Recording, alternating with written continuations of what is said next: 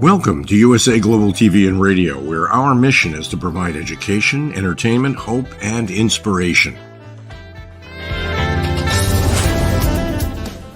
USA Global TV and Radio connects you with experts and audiences all around the world every single day to help you succeed in business and to live a richer life. Visit us at usaglobaltv.com to learn about career and life-changing training and mentoring programs like the Listening Mentor. Subscribe to our newsletter to stay informed about our special programs and offers. Discover how you can become a guest on one of our shows or a host or producer of a USA Global TV and Radio show of your very own. That's USA Global TV and Radio, where the doctor is always in.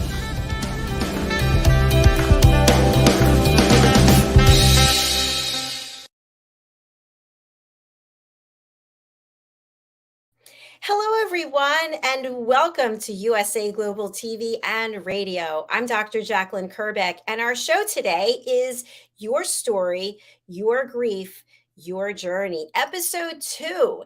And the star of our show, Mr. Doug Lawrence, is celebrating something very special today. Let's welcome him to the program and find out what he's been up to. Hi there, Doug. Hi, how are you today? I'm doing very well, thanks. And how are you doing on this Valentine's Day 2023? Well, you take some good with the not so good, but I got an email this morning indicating that my book, You Are Not Alone, was #1 in the UK marketplace, and it actually surpassed a couple bigger names, Dale Carnegie and Chris Voss. And it's now placed me in that international best-selling author category, if you want to use that term. So I was pretty pumped, trying to send off messages to people this morning to sort of say, I have some good news, and it's on Valentine's Day on top of it all. So yeah, I was pretty excited about that. Congratulations. That is fantastic. And for people who have not written a book or are not published authors, it takes a lot. It takes a lot of effort and investment and the right partnerships and reviews and sales. And I just want to take my hat off to you, because that is something that truly is a major accomplishment and authentic achievement.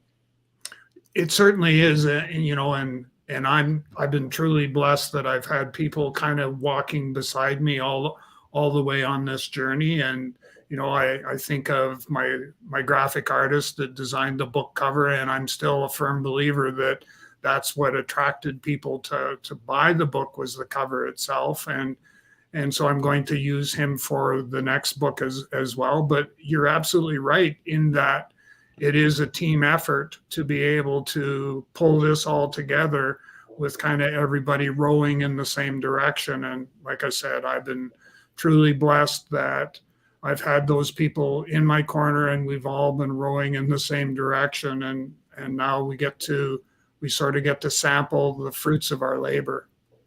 Doug, do you happen to have your book there? I do, ironically.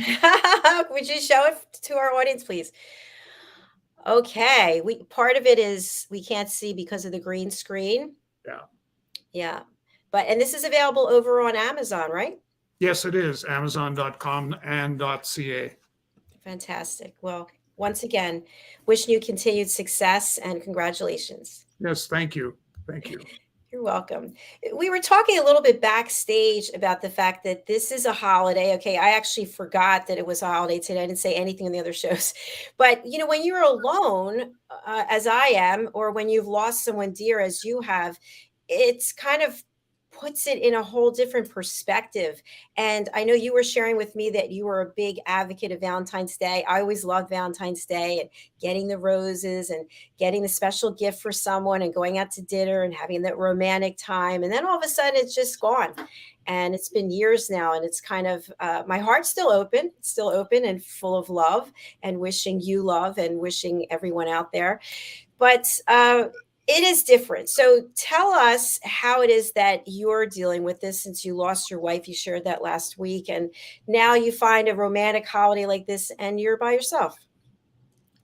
It's it is difficult because, especially I find for me, excuse me, because of the aspect of that's the sort of person I was kind of, and I'm going to use the term carefully here, but I'm somewhat of a romantic where for me to be able to buy flowers or chocolates or take the person I'm supposedly going to spend the rest of my life with, or even a female acquaintance, to be able to take them out for dinner and sometimes occasionally buy gifts when there's a holiday such as this, that's gone.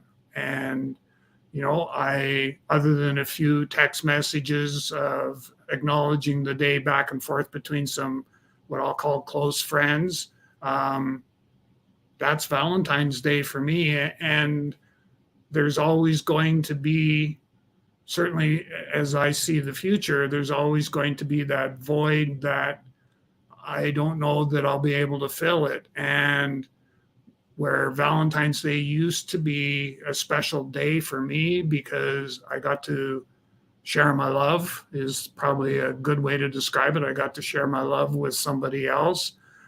That's gone. And it's difficult to try and figure out, how do I fill that empty spot, that emptiness that's there now, when, over 2 years ago now, it was always filled. And it was something I looked forward to, something I enjoyed, was, the time together to be able to share how much you loved each other. And I think that's important, especially nowadays. So thanks for sharing that, Doug. Knowing the love that you had and the loss that you've endured and the love you still have in your heart, there are people out there who are thinking that this is just a Hallmark day. This is something that is really just about spending money. What are your thoughts about that?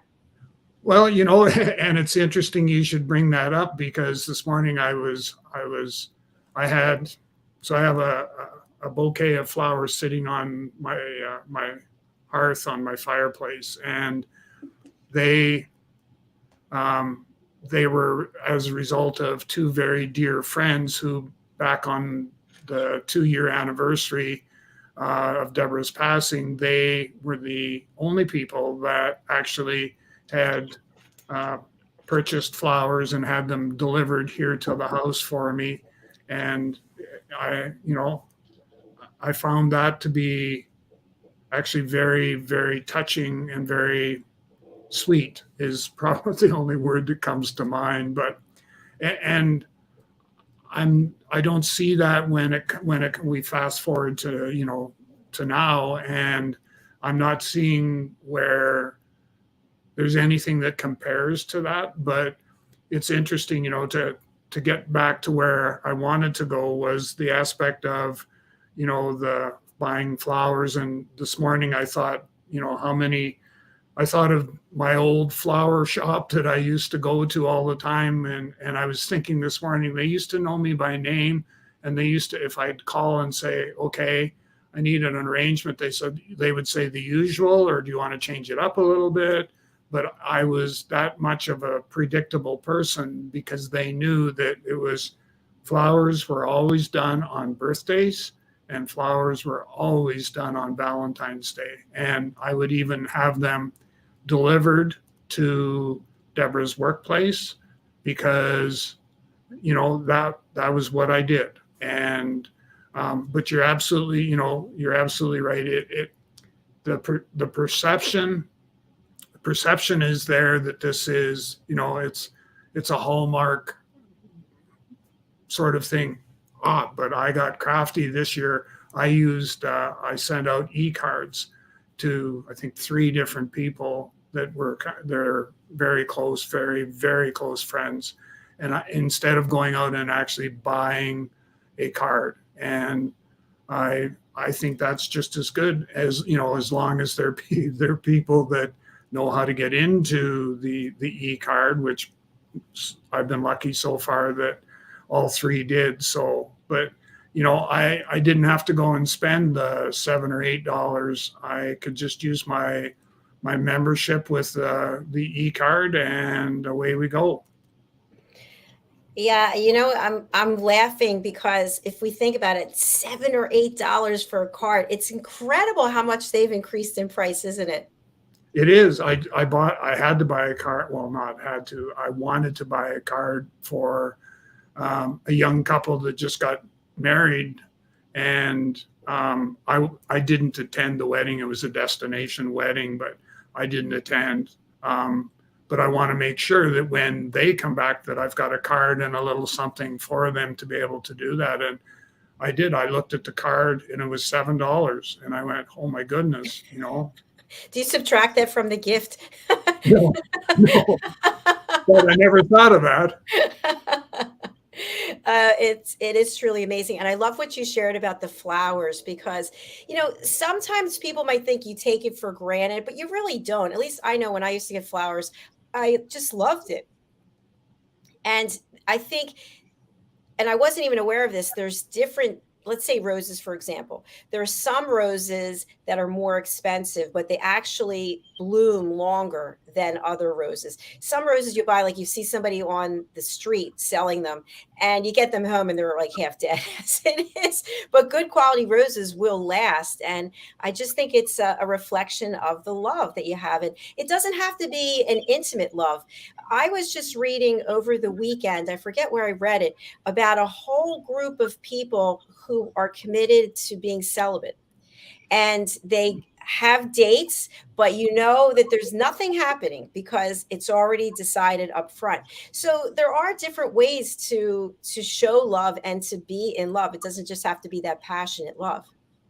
No, that's true. And I sort of look at it from the aspect of, when what I would do for Deborah is completely different than what I would do for, say, somebody else, until such time as I got to that place where my love was starting to open up, and it was something that I could share with somebody new, but it would never, at least certainly not how I feel today, it would never be to the extent that it was with Deborah at all. It's not possible. It's interesting. So the young couple are away having their destination wedding, and this morning it's Valentine's Day, and I'm thinking, okay, I remember one holiday that we'd gone on, actually kind of spanned across Valentine's Day, and we spent time on the beach and did all sorts of things like that, and went out for dinner, and didn't do the flower thing because of where we were and stuff, but it was a different kind of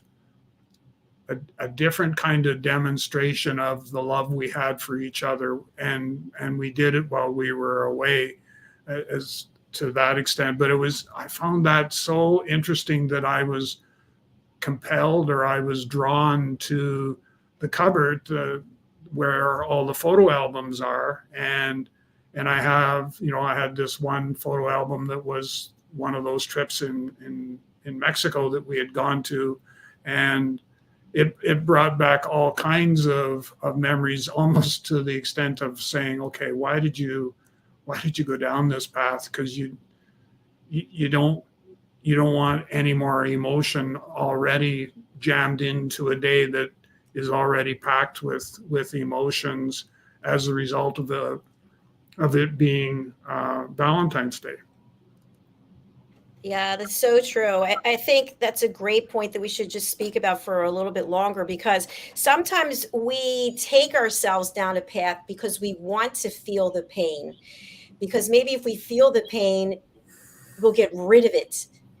Or there are other times when we're kind of wallowing in the pain. And I don't think that's ever a good place to be. No, it's the wallowing part. I try to avoid that.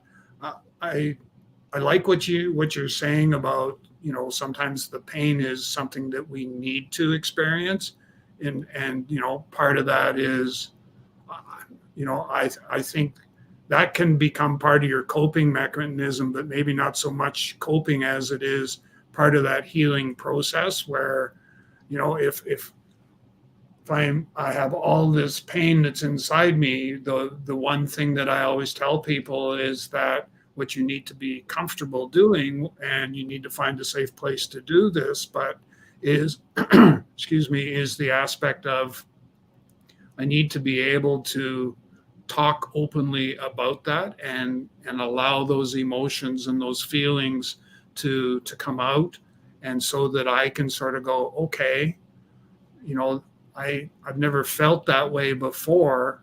Now what do I need to do? Because I'm starting to feel different in a good way.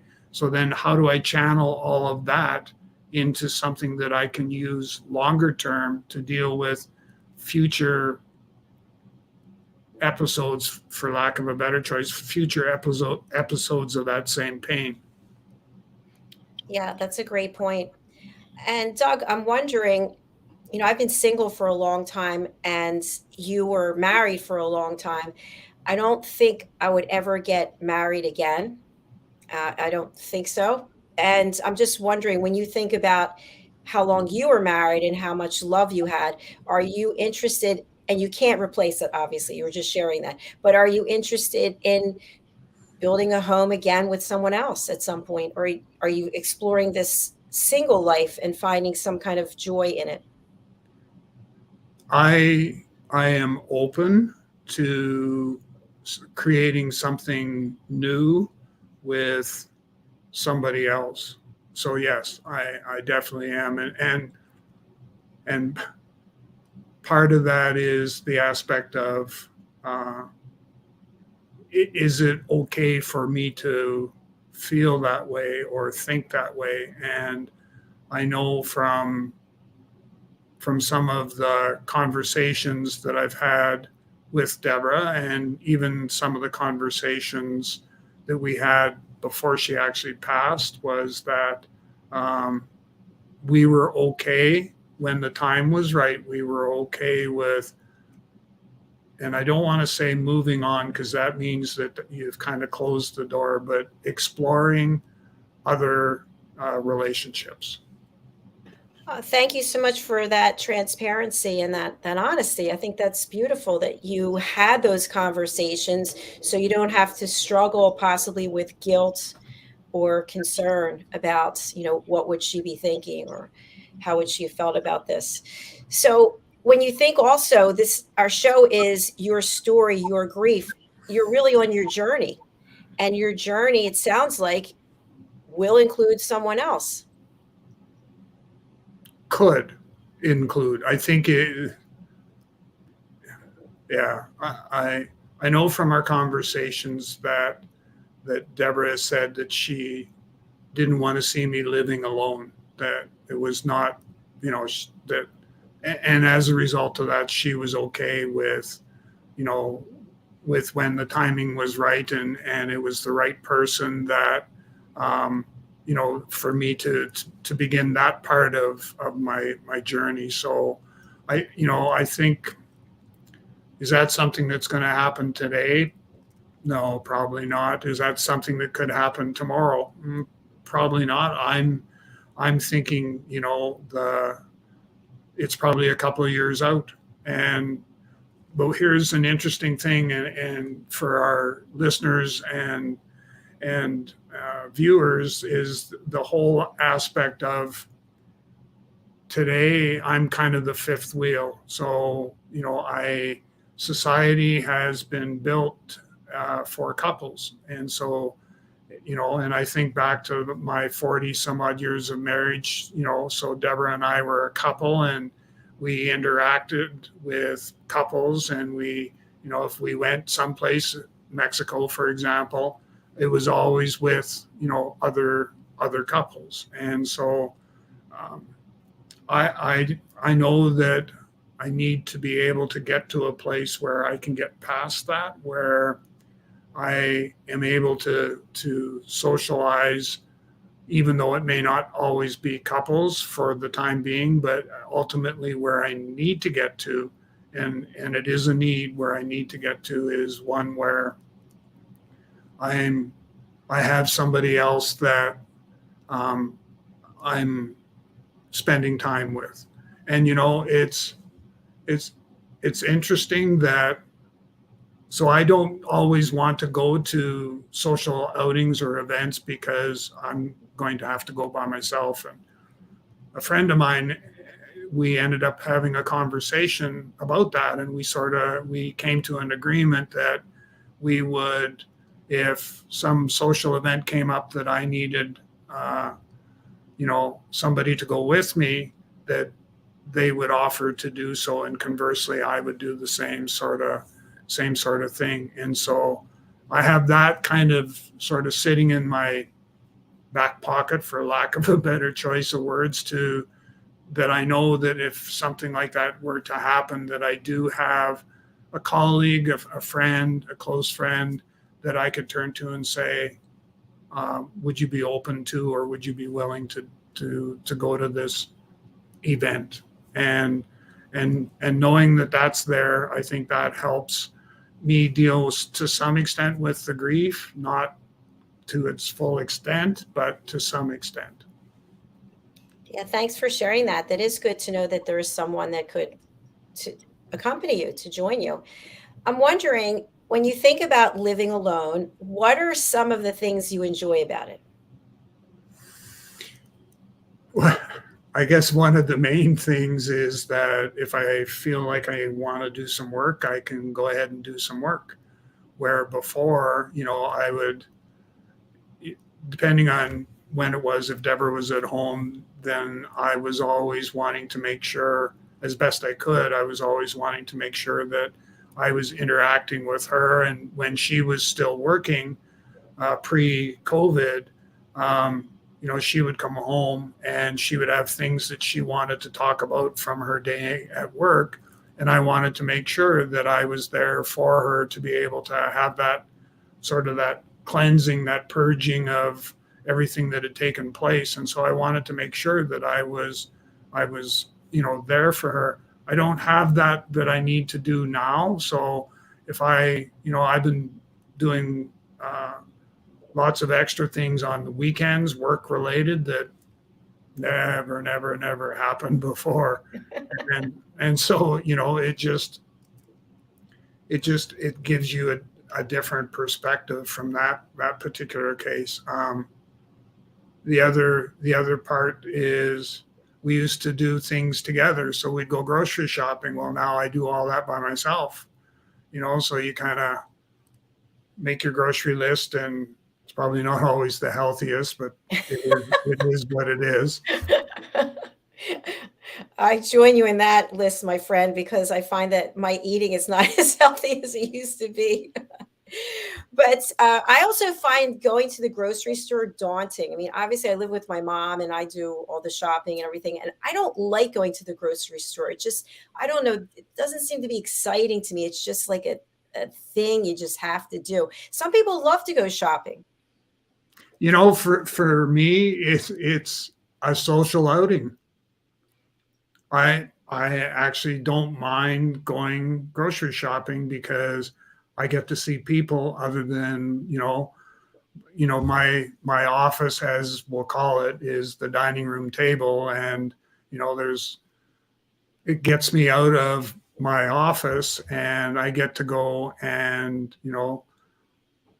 and see other people. I don't know who they are and I don't know them by name, but I get to see these other people. And I can even have a conversation with the young lady at the checkout, and kind of it to some extent fills a void that you would have if you stayed housebound and just because nowadays I know, and I did this at the very first little while after Deborah's passing, was I ordered the groceries online and had them delivered. And I got thinking, wow, this is pretty slick. I don't have to leave the house at all. And then I went, yeah, but how good is that for your social interaction skills when you just have to meet the delivery guy at the front door and you're all done. So I ended up, I I went away from that to actually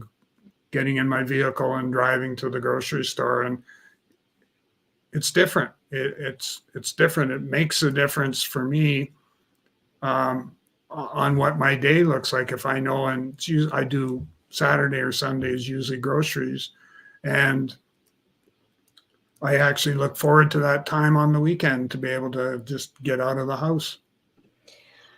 Thanks for sharing that, Doug. It's interesting. You and I have different situations, but I'm finding that my life sounds a lot like yours. So I'm always behind the green screen, or when I'm not, I'm at the kitchen table working, and I could work 24 hours a day. If I didn't need to sleep, I absolutely love to work because I'm always creating something.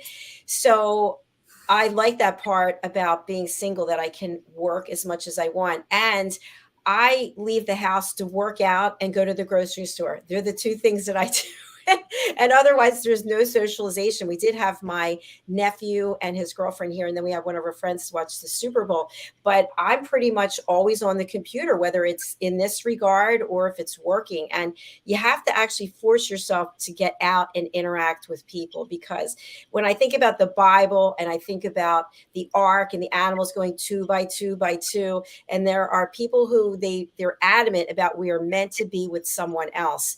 So I don't know if I fully buy that, though, because I think to myself, in the last 2.5 years, what I've been able to create, I could never have done this if I was in a relationship with someone. It's not possible. Yeah, it would be challenging at the minimum, right? So I hear what you're saying is, and I know, like, a lot of the stuff, like writing "You Are Not Alone," the book, and now I'm international best-selling author, and I would not have been able to accomplish that, nor would I be able to have the next book as far along as what it is, had I've still been in a couple's relationship. So Deborah would be still here. I don't think, as much as she was a guiding force and was extremely helpful in moving things on, she's actually played a part, and take it for what it's worth, but she's actually played a part in the book being #1 bestseller in the UK, and then elevating myself to international best-selling author. That's her doing, from wherever she may be. That's her doing. That's not me. And I'm forever thankful that she's there. She's by my side. Yeah, she's still with you for sure. Yeah. And for people who are out there and they are alone on Valentine's Day, I always like to think of it this way. You don't have to be with someone, because you can be in love with yourself. And so many people are not in love with themselves. They don't like themselves. We were talking on an earlier show today about that glass ceiling, because of our limited beliefs about what it is we really can accomplish. And I've known women who really have believed that without a partner, they are nothing, that they have to be with someone. And you see this, I don't know if it's more frequent with men or women or them, whomever, is that out of one relationship, they go into the next, and then the next, and then the next, and not really take any time to get to know themselves. What are your thoughts about this? You've hit the nail kind of on the head for the most part, because I've seen that with my grandmother, with one of my grandmothers, who I think she had 3 or 4 marriages, and but she was the sort of person, and it was filling a need. And I think that a lot of times people don't take that into account, but is that she had a need where she wanted to be able to take care of people. And so when she'd get married and her partner would pass away, she would then end up, excuse me, she would end up then finding somebody else, and got married again, and went through that process. And I think, as best as I can recall, it was 3 or 4 times.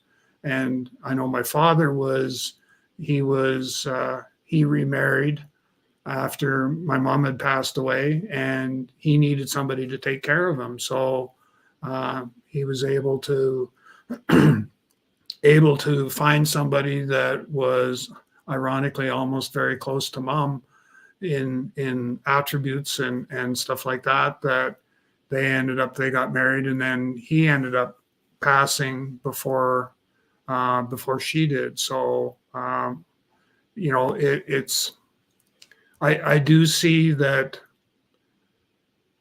there are patterns that people will follow, where, like, I know my mom had told me time after time after time that if dad passed before her, that she was going to be somewhat carefree, and she was going to do what she wanted to do when she wanted to do it. And I respected that. I thought that was, after everything that we go through in life in general, to be able to say, okay, when the time comes, this is what I'm going to do, and not feel as though you had to justify it either. That's the other part that, so I think I know that there are people out there that can't be not married. So they're, somebody, their significant other at that particular time point passes away. They're not going to immediately get married and stuff like that, but they're going to be looking, and they're going to, be wanting to find somebody that they can begin the next chapter in their life. And you just made me think of something that happened the other day in alignment with this. I was at the grocery store, small, neighborhood grocery store, and this car was, as I was walking, they were driving the same speed, same pace as me, and there were other cars behind, so it was really holding up. And the guy had the window open, and he said, "Here, take my card, take my card." And I said, no, I'm not interested. He said, "You have really good energy. I have news for you about your love life." And he kept like insisting. All the cars were beeped. So I'm like, fine, I just took the card.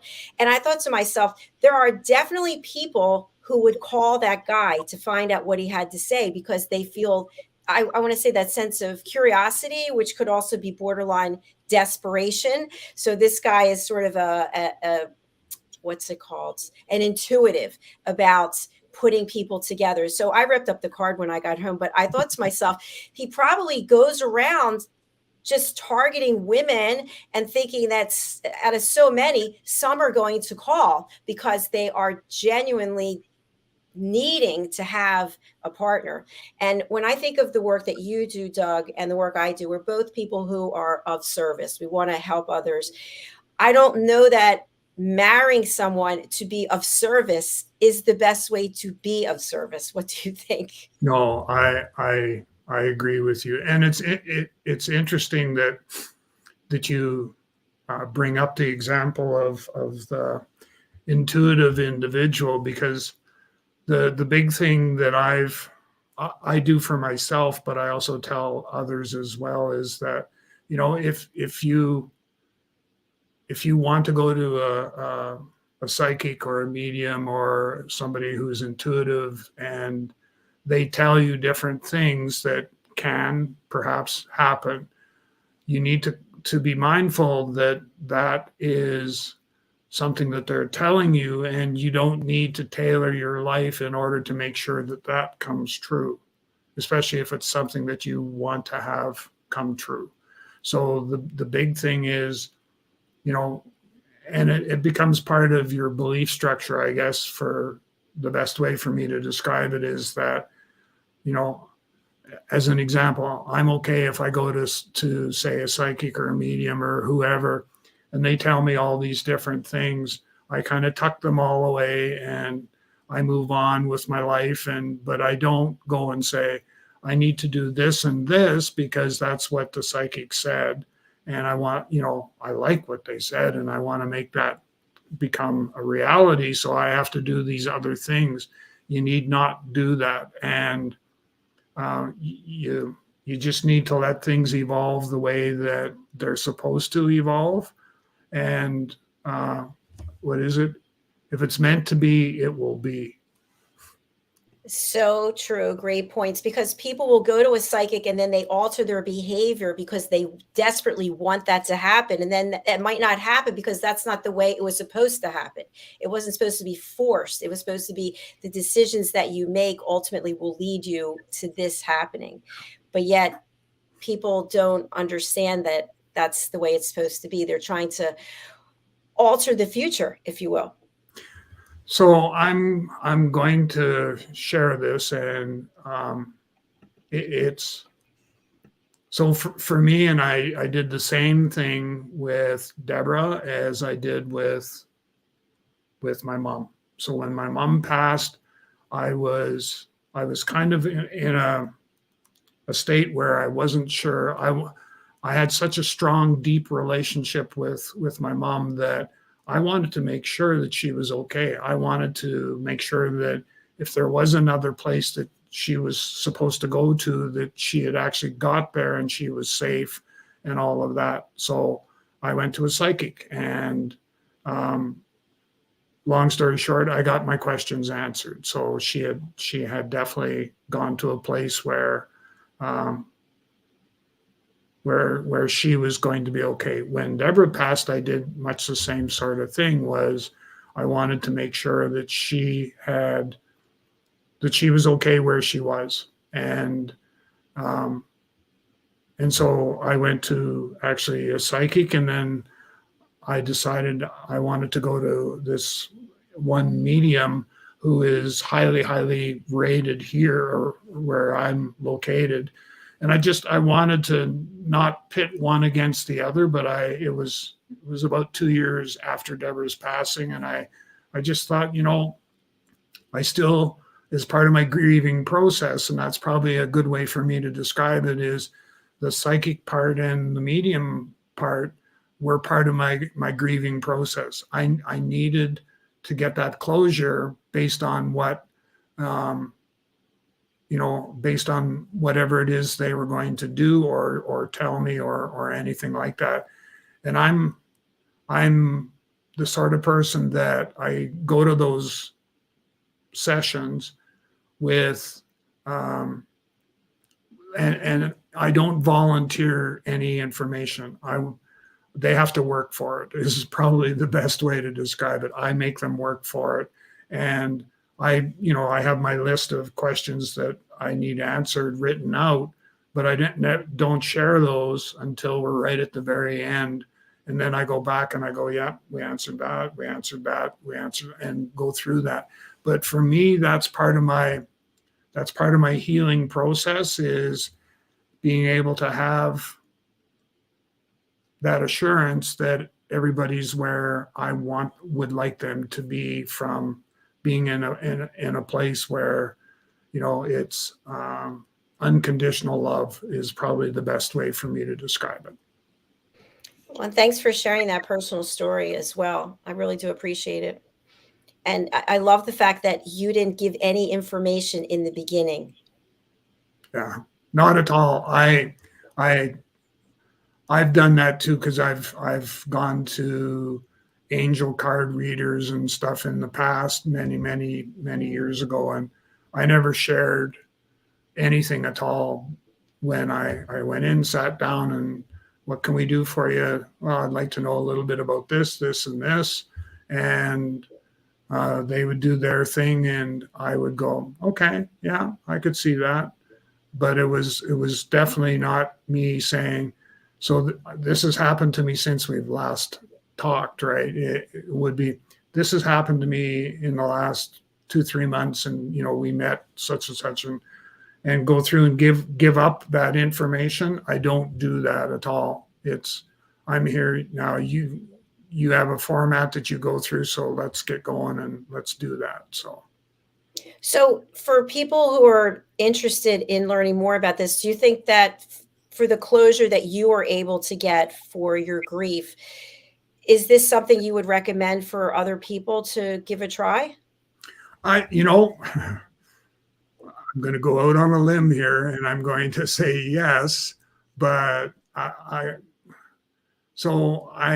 have some people that are part of my bereavement group. So we have a group that goes through that. And I'm working with somebody else who lost a loved one and is struggling, and we're trying to work through that. In each of those cases, I had suggested, and it was only that a suggestion, that you may want to go and see this one particular person to help you get through where you are today with your grief, and just to be able to be assured that your loved one is in some place, and I'll use the word has crossed over and is in a place of unconditional love. And so, and I don't particularly want to get into discussing religion and all that sort of stuff, where, we talk about, unless I get the assurance from people that, that's a conversation we need to have or we want to have. But I know for me, there was no doubt in my mind whatsoever that when Deborah went, that I'm very quickly or very shortly thereafter going to a psychic or a medium, or in Deborah's case, I went to both, and it was spread out over a period. It was probably a 2-year gap, I think, from when I saw the psychic to when I did the visit with the medium. And just so I'm upfront and honest, I've booked again to go back to the medium, and I think it's not until 2024 or something is when I could get an opening. So it's a personal decision that we all have to, or that we need to consider, as what do I need to do to help my healing process. And if that's one of the things, then great. And if it's not, great. And if it is, it's just, once again, taking the caution that I'm suggesting, or that we've suggested, is that you can't shape your life around what somebody suggests, could happen. You need to, if it's meant to be, it will be. And that's the best way to approach it. And by the way, you couldn't get an appointment until 2024. That really says something. Unless the person's only working once a year, but probably not. No, they are booked solid. And you have to also take into account that in that profession, just like in mentoring, I can mentor at best probably 4 people in a day, and any more than that, and I'm not bringing value to our conversation, because I'm filled up with your energy, and I need to be able to clear that before I can move on. And I know that with the medium, I showed up, and I'm kind of one of those people you like, but you don't always like, because I show up early thinking, well, let's just go early and see what happens. And so I went early, and they were on the phone with a client. And when they were done with the call, asked my permission if they could just sit for 5 or 10 minutes, because they needed some time to decompress. And I went, I get it. I get that. Yes, it's the same thing with me as a coach. It is exhausting. It's even with the broadcasting, by the end of the day, each day, I'm just like, I need to just check out for a little while. So I go work out, and then I might have shows afterwards, but I've cleared my energy and I'm back and fresh. So I love that you shared that about a psychic and a medium. I'm not sure. I used to know the difference, but I don't remember now. But an empath, an intuitive, someone who's able to help you find answers to those questions so that you can have some closure and some peace. Yeah, and not everybody's like that. Not everybody wants to have that or needs to have that, but I do. I that was after experiencing it with my mom, I had pretty much developed the attitude or the position, whichever, that if somebody else were to pass in my family, that I would follow much the same process that I had done with my mom, and consequently ended up doing, with Deborah. Is for me, it's important to understand the aspect of and here I go again, the crossing over to a place of unconditional love. And that's important for me to make sure that happened.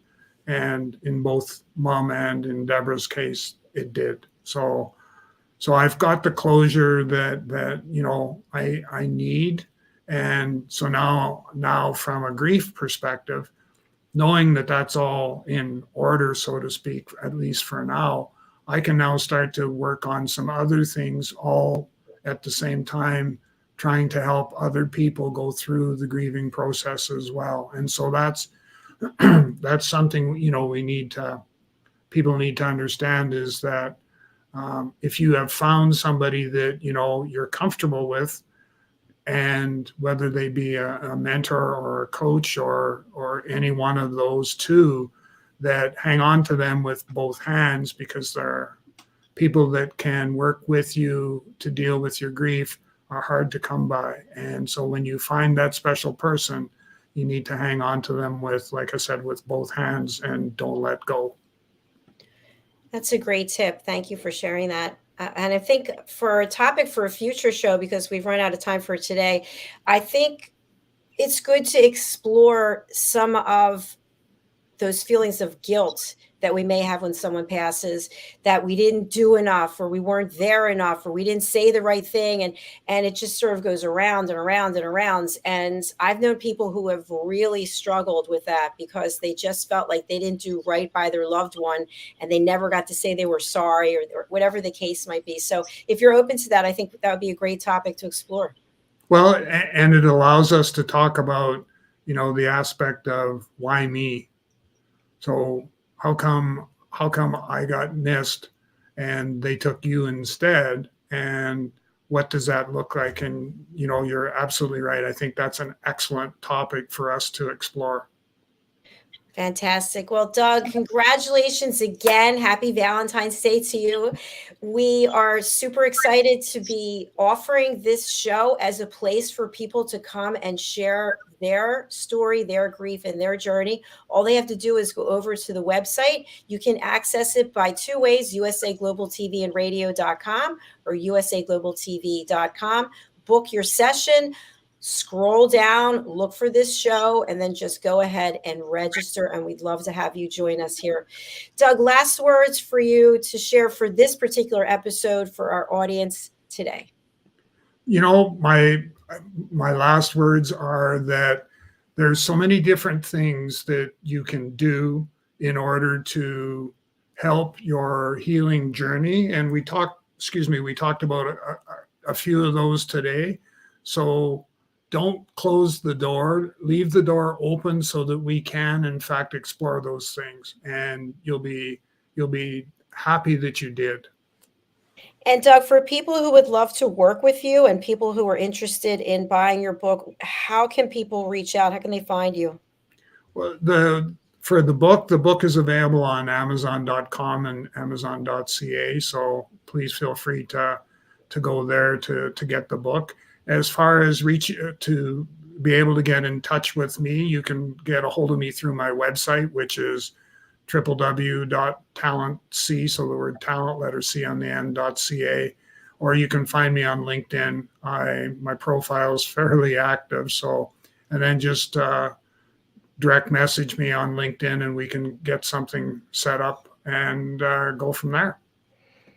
Fantastic. Thank you so much. And we're sending love and light to everybody out there who's watching or listening. We really do appreciate you taking this journey with us on this particular show. And we'll be back again next week. So thank you for that. Doug, thank you for another great episode today. All right. Thank you very much. And look forward to seeing everybody next week. Absolutely. Thank you, everyone, for now. This is our last show for today. We'll be back tomorrow with a whole lineup of programming, Wednesday, Thursday, and Friday. So we broadcast 5 days a week, and we're glad to have you with us. Thanks again. Bye for now.